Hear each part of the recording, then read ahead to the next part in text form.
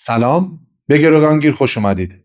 من میثم هستم و تو این کلیپ قصد داریم که با محتوای چنل گروگانگیر و نوع فعالیت‌های اون بیشتر آشنا بشیم.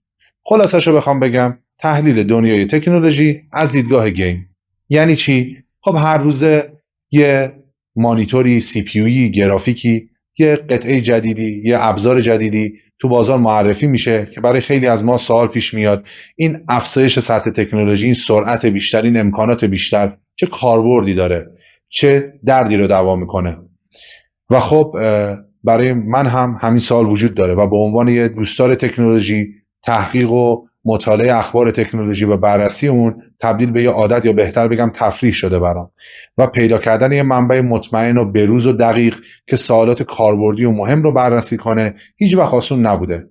اگر شما هم عین من دوست دارید با دنیای تکنولوژی بیشتر آشنا بشید و سطح تجربه کاربری خودتون رو مخصوصا تو دنیای گیم افزایش بدید، با چنل گروگانگیر همراه باشید.